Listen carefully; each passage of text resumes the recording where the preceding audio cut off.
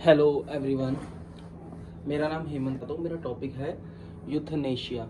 आपने बहुत कम ही सुना होगा इस वर्ड के बारे में, पर यूथनेशिया का मतलब होता है हिंदी में इच्छा मुक्ति, जिसे हम मर्सी किलिंग भी कहते हैं। और मैं बहुत दिन से इस बारे में बात करना चाह रहा था कि मर्सी किलिंग होता क्या है। एक्चुअली मर्सी किलिंग कई देशों में तो लीगल है, बट हमारे इंडिया के अंदर ये लीगलाइज नहीं है। मतलब लीगलाइज बोले तो इसका कोई लॉ नहीं है कि आप अपनी इच्छा से आप मर नहीं सकते।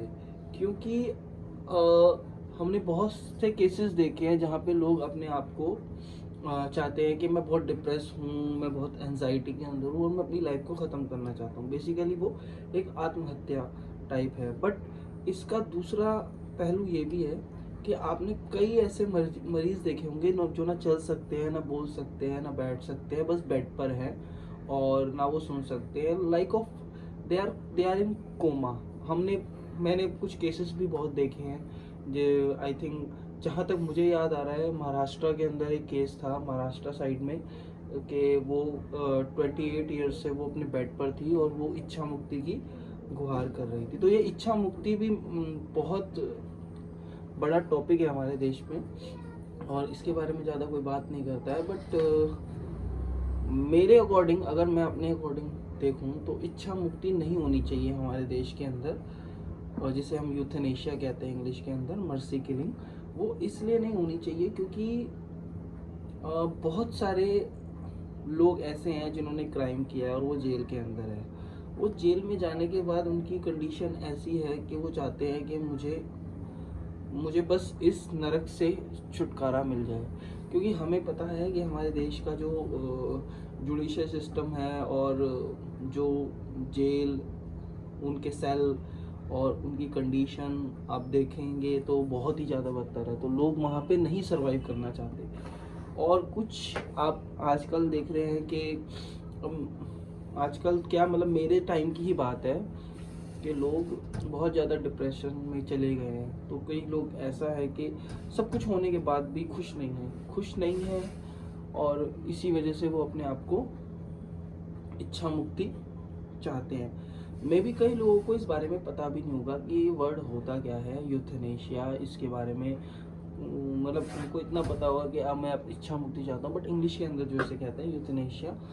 और लोगों को इच्छा मुक्ति मेरे अकॉर्डिंग तो नहीं मिलनी चाहिए। और दूसरी चीज़ ये है कि जो हमारा यूथ है, अब आप देखो, हम एक दूसरे को देखकर, बात करके, एक दूसरे को सोशल मीडिया पे देख के एक दूसरे को कंपेयर करते हैं, एनजाइटीज़ आती है। मैं इसको यूथनेशिया से नहीं जोड़ रहा हूँ, बट मैं इतना कहना चाह रहा हूँ कि जब भी हम किसी को कंपेयर करते हैं ना अपने साथ, तो वहाँ पर हम एक अपने लिए डिप्रेशन की सीढ़ी बना लेते हैं, एनजाइटी की सीढ़ी बना लेते हैं। भगवान ने हम सबको अलग अलग बनाया है, उसका भी एक रीज़न है, क्योंकि हम सब में कुछ पोटेंशियल है।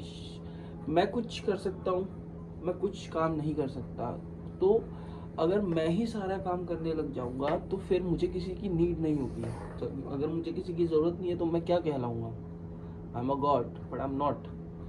सिंपल सी है कि हर इंसान के लिए कुछ ना कुछ काम बना है और वो इंसान उस काम को अपने हिसाब से करता है। अब एनजाइटी की बात करें तो एनजाइटी एक बहुत ही मेजर टॉपिक है हमारे देश के अंदर। मैं खुद एनजाइटी से गुजर रहा हूँ। मेरी हालत भी, अगर मैं अभी भी कहूँ तो अभी भी मैं काफ़ी डिप्रेशन में हूँ, एनजाइटी के अंदर हूँ, क्योंकि मेरे ऊपर डेप्थ बहुत है अभी। मैं यूट्यूब वीडियो बस इसीलिए बनाना चाह रहा हूँ कि कुछ मेरे अंदर से निकले और मैं उस चीज़ को एक्सप्रेस करूँ, ताकि मेरे को कोई लोगों तक नहीं पहुँचानी अपनी कोई बात। बस मैं कुछ ना कुछ बनाना चाहता हूँ, कुछ ना कुछ करना चाहता हूँ क्रिएटिव, और मैं इससे स्टार्ट करता हूँ। बट हाँ, आगे चल के मैं बहुत कुछ करने वाला हूँ, मैं बहुत कुछ फोड़ने वाला भी हूँ, मैं पहले ही कह देता हूँ। क्योंकि मैं स्कूल में भी बहुत सही था, कॉलेज में भी बहुत सही था। उसके बाद जब मैं वर्किंग हुआ, मैंने जॉब किया, मैंने बिजनेस किया, मैंने सब कुछ किया अपनी लाइफ के अंदर, और सब कुछ अच्छी तरीके से भी किया। पर लाइफ के कुछ फेसेस ऐसे आ गए थे मेरी लाइफ के अंदर जहाँ से मैं रिकवर नहीं कर पाया। और जब मैं रिकवर नहीं कर पाया तो अब ये समझ लो 2 का 4, 4 का 8, 8 का 12, 8 का 16 जो भी मेरे ऊपर वो लगता गया।